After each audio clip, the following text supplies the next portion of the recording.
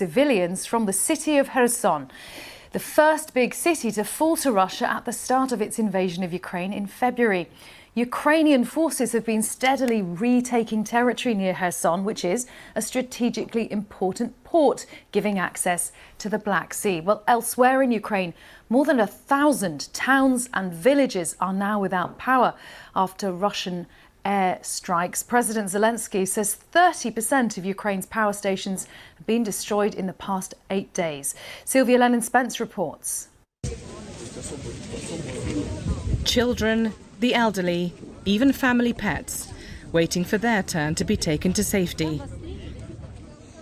This is the southern city of Kherson, occupied by Russian forces since February.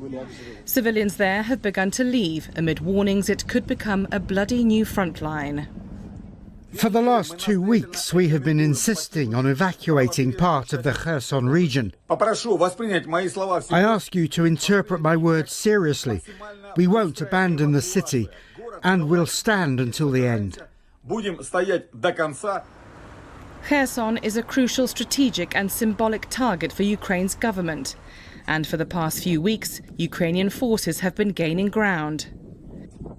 The man charged with halting this fight back is General Sergei Surovikin. Just the most thumb motherfucker you could find, by the way. Just the leader of the Nicknamed thumb General army. Armageddon, he was recently appointed Russia's top commander in Ukraine. But in his first televised interview since taking the role, he seemed to offer a rare acknowledgement of Russian difficulties. The situation in the area of the special military operation can be described as tense. The enemy... My man's still saying special military operation. Respect. I mean, at a certain point, you got to slip up, right? It's wild that these motherfuckers never do. How are you so committed to the bit, dude? These guys are all Upright Citizens Brigade improv masters. Special military operation is going well. And also, we're just evacuating people with the special military operation. Wild to consider how it has been this long. Aren't your mods a former cops in the chat? Cops are necessary just like mods? Yeah, I'm not a abolish the police department across the board, Andy, okay? Shut the up. I'm a cop defender because they're necessary. is not abandoning its attempts to attack Russian troop positions. Facing such staunch resistance, Moscow has identified a new objective away from the front lines: the devastation of Ukraine's electricity supply. More than 1,000 towns and villages across the country are without power, and millions face the prospect of a freezing winter. It's scary. I don't know how to prepare. Seems like we will be sitting without light and in cold.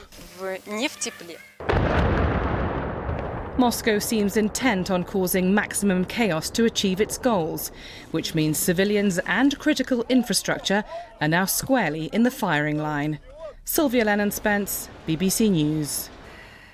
Well, let's talk to BBC's Hugo Bashega, who's in Kyiv. And before we talk about the attacks that are going on across Ukraine, Hugo, and the impact, what is the importance and the significance of what's going on in that southern port city of Kherson, which Russia took so early in its invasion? It's very significant, Karin. This is one of the largest Ukrainian cities in Russian hands, and the Ukrainians are carrying out this counter-offensive to retake Kherson. And in the last few weeks, the Ukrainians have recaptured dozens of villages near Kherson. And now I think the expectation is that the Ukrainian forces will continue to move along the Dnipro River and try to retake this very strategic city. Now, it's believed that between 15,000 to 20,000 Russian forces are positioned in that part of the country. And there is the threat that they could become encircled and supply lines could be cut off. So it is very significant what is happening there, and we're hearing those reports from local authorities announcing the evacuation of civilians from the Kherson region, and tens of thousands of people live in that area. So it is something that we've been watching very closely for weeks now. It seems that there is a news blackout in that area imposed by the Ukrainians. So it's really difficult to independently confirm what's happening there. But we're hearing reports from Russian officials and also from Ukrainian authorities that are suggesting that fighting is intensifying, and that could be the next chapter in this Ukrainian counteroffensive. That figure of 30% of Ukraine's power stations hit by Russian attacks in just the last 8 days. Hugo, that really is a startling figure for a country the size of Ukraine. As winter arrives, how is Ukraine going to handle this? Yeah, this is a major concern here because the Russians have been attacking critical civilian infrastructure across the country. We heard yesterday from officials who said thousands of towns and villages across the country were without power. Rolling blackouts are happening in parts of the country. And a senior official yesterday went on television to tell people that winter is going to be hard. And residents are being told to reduce their electricity consumption during the night. People are buying generators. So I think there is a huge level of concern here that the system may not cope as a result of those attacks. As you said, a third of this country's power stations have been destroyed, according to President Zelensky.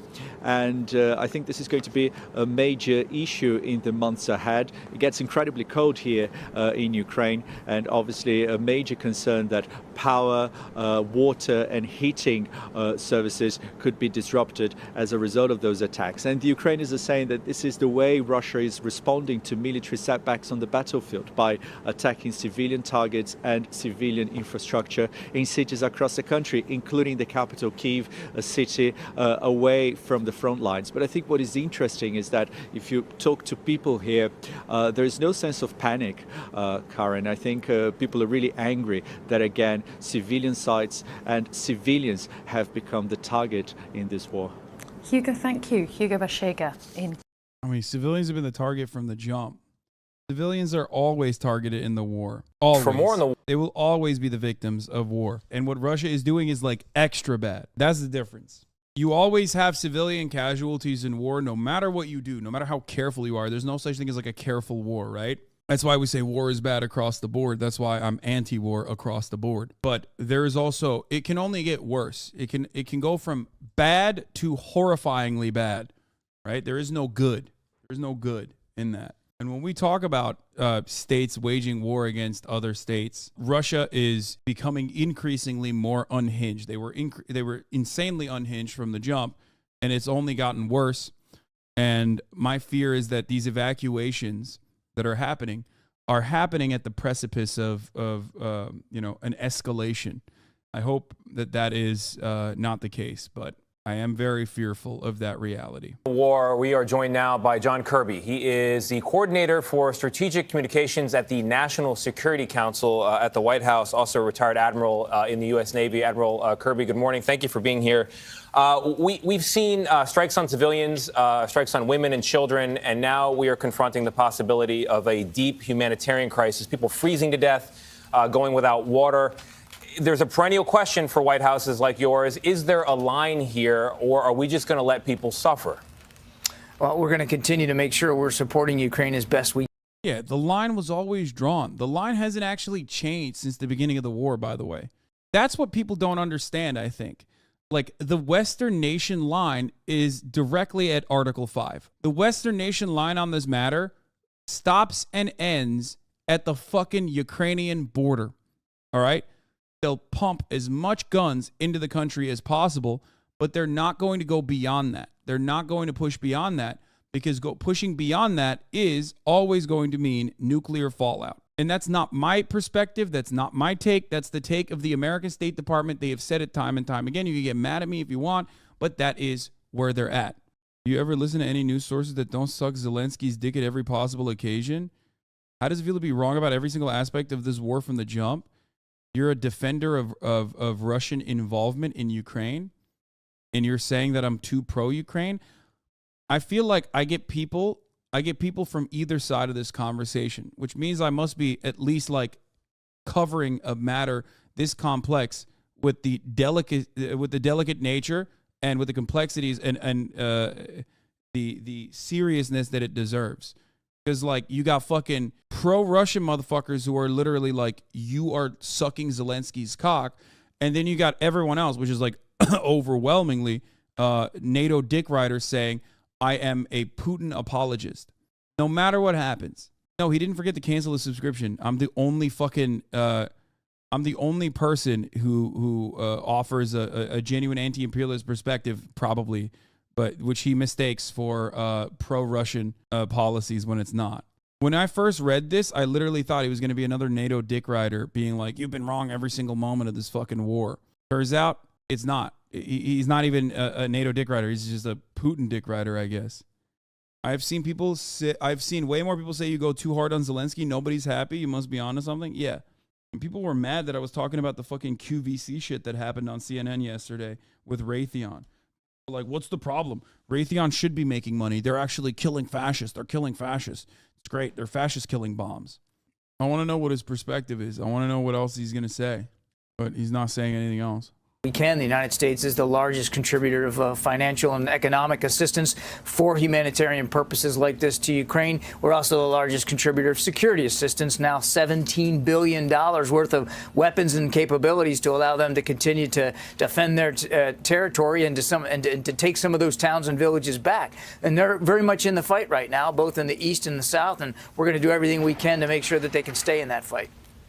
We are the largest contributor, and I want to get to the money question in a moment, but is there a line or a zone, a way of thinking where the U.S. intervenes in a deeper way than it is currently? Not just money, not just arms. There's obviously the president's been very clear. We're not going to put U.S. troops on the ground to fight in Ukraine. We are going to do everything we can, as we have now for going on 8 months, to make sure that the Ukrainian armed forces have what they need in the field. And that I mean, yeah, there you go. That has not changed since day one, and it is not going to change. For people who are saying, why not, you don't understand. I don't think. This is something that I've been saying since the jump as well. If you're not going to go to fucking full-blown nuclear conflict, which I don't want you to go to either, then you have to fucking provide some kind of treaty as an option, and not just consistently be like, no, we're just going to keep giving weapons. We're going to keep giving weapons. We're going to keep giving weapons and hope for the best. Because at that point, you're just throwing Ukrainian lives in the fucking fold. Which, I mean, look, at this stage, I have no analysis beyond this. Like, this is what happened. This is what happened with a no-fly zone discourse as well. The U.S. has nothing to do with the treaty anyway. It's Ukraine's decision. Yeah, I don't think that is as true as you think it is. Let's be real. Everyone understands that Ukraine would not be standing in the way that it is. It would still put up a very serious fight even without Western involvement, because it's, again, a 44 million strong country. Nation statehood depends on emancipation from Russia, okay? But the reality is the reason why Ukraine has been able to put up a strong fight is because of NATO involvement, is because of Western involvement. What Ukrainians want and desire is a righteous cause, emancipation. Don't fucking put that in quotes. That is true. That is what it is. Get the fuck out of here. You're being ridiculous. Calm the fuck on. They are under brutal occupation in Eastern territories by an irredentist force. That's just the truth. Come on. You have to recognize that. So in that process, wanting to escape that is a just cause. I recognize it, just like I also recognize that without Western involvement, the battlefield would not look the way it does currently. There is no line for the U.S. and NATO from the angle of humanitarianism. Ukrainian lives are utterly irrelevant in their calculations. The only line is as far as they can take self-interest without the most severe consequences. Well, I don't even think that they give a shit about the most severe consequences. It seems like they don't. Because if they did, they would apply pressure in the opposite direction. Same with China for Russian involvement. Same with OPEC alliances with Russian involvement. There are other factors at play here that Ukraine could not operate without, and that Russia could not operate without as well.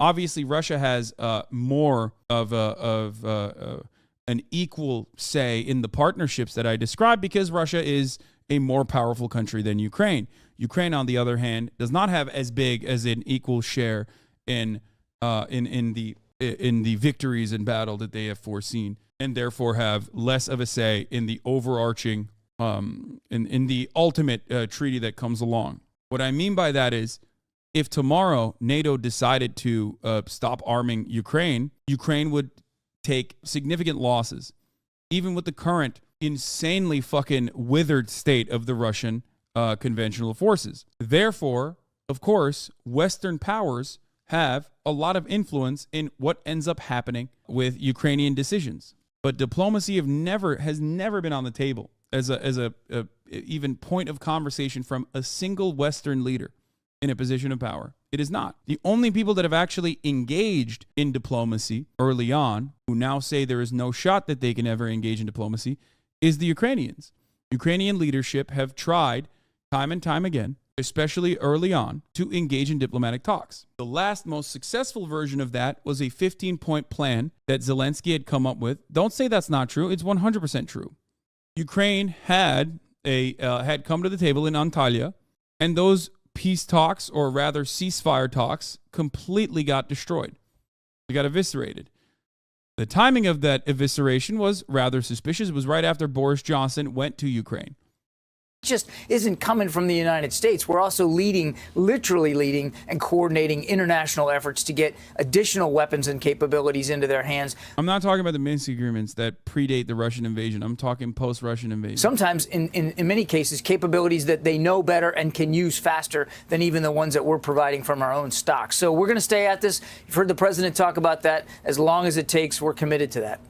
As long as it takes. So let's talk about the money component on the subject of as long as it takes. By our count, it's nearly $100 billion in aid to Ukraine. I know we're not the only country kicking in, but at a time when there are a lot of taxpayer needs here, is there a line for the White House where you're not going to spend taxpayer money there? We have had great support from both sides of the aisle in Congress over the course of the last eight months. Terrific support. I think everybody realizes what's at stake here, which is more than just, the town of Kherson or Kharkiv or Sloviansk. It's really about this idea of sovereignty, and it's really about what the security environment in Europe is going to look like going forward. It has changed today, and it affects the United States and our national security interests because so many of our allies and partners are now in a different security footprint than they were before. We have 20,000 more troops on the European continent now than we did, again, nine months ago, 8 months ago. So we're working this very, very hard, and we're going to stay at it. Admiral, House GOP leader Kevin McCarthy, on the subject of support from Congress, he said if the Republicans take control, they're not going to write a blank check for Ukraine in the new year. Is he going to get a phone call from you today? This has not been about writing blank checks for Ukraine. This has been about bipartisan support in Congress to continue to. Look at this. Look. This person has been prodding so hard. Even he is calling out more than everyone else so far and saying Ukraine not asking to be anyone involved in nuclear war. However, the supply of arms is something that is not up to Ukrainians. So do you support that no matter how bad the MIC is? Ukraine should receive weapons. I think Ukraine should receive weapons that are tracked, traceable, and not untraceable and untracked, because those weapons are inevitably going to end up in the black market, which it has already. America has no way of fucking holding anyone accountable for any of those weapon sales. I think that the ultimate reality is that no one really gives a shit about the lives of Ukrainians. And if you think that Raytheon is actually selling their fucking weapons specifically for some humanitarian purpose, you are the most delusional motherfucker I've ever heard in my entire life. America has also 100% allowed Ukraine to be able to defend itself with the weapons and the arms sales that America is engaging in when they fucking when they basically give Ukraine money and then take that money and pump it back into American military industrial complex companies, corporations. But those weapons should also come with certain conditions. Those weapons already do come with those conditions, actually. Those weapons also come with the condition that America gets to have a say in what you do with your negotiations process. That is the truth. So the fact that Ukraine has seen no negotiations process, or the fact that Ukrainian negotiations have led to nowhere, really. The Ukrainian leadership's positions on negotiations have led to absolutely nothing, is partially on America. So you can't say I'm America-centric in my analysis and then fucking openly state that, like, that we're funneling billions of dollars of arms into Ukraine. Why does America not want negotiations to pursue? I think there is no clear answer for this, obviously, but I personally think they do not want negotiations to pursue, specifically because they're making a lot of money for Raytheon, for Lockheed Martin, for Boeing, and for everyone else. You just keep selling more weapons. Why'd you ban them? Oh, anyway, he said not supplying weapons to Ukraine, however, means more death. So should Western supply powers or not? And then he goes, from what I understand, Hassan is unwilling to take a stance on supplying weapons to Ukraine to appease his pro-Putin chatters. So you're pro-Ukraine receiving it in those conditions. You're not America centrist. You're appeasing pro-Putin chatters. This person has an agenda. I'm gonna unban him because I want to hear their fucking psychotic ramblings further. Their agenda is to say I'm pro-Putin or I'm appeasing pro-Putin chatters. Why? If I am pro-Putin, why do I routinely say Putin is a fucking bloodthirsty monster who's also insanely idiotic? If anything, being pro-Putin from the West is quite literally celebrating Putin's actions because NATO generals get to end up making a fucking killing. Look at John Kirby and how excited he is, talking about how there's 20,000 additional security forces operatives inside of European borders. That is pretty fucking pro-Putin. Because what Putin did in Ukraine, if you even move beyond the inhumane brutality of this occupation, is also delivering a gift wrap basket full of pretzels and chocolate covered pretzels and acai berries that are also chocolate covered to fucking the American military industrial complex. $100 billion of weapons. Yeah, that is true, by the way. The idea that like the suggestion that you would appease any chatter is laughable. That chatter literally doesn't understand what happens here on the stream. Yes, I love appeasing my chatters. By the way, there's another part of this. Obviously, Russia's own involvement. We don't even know if Russia wants to negotiate.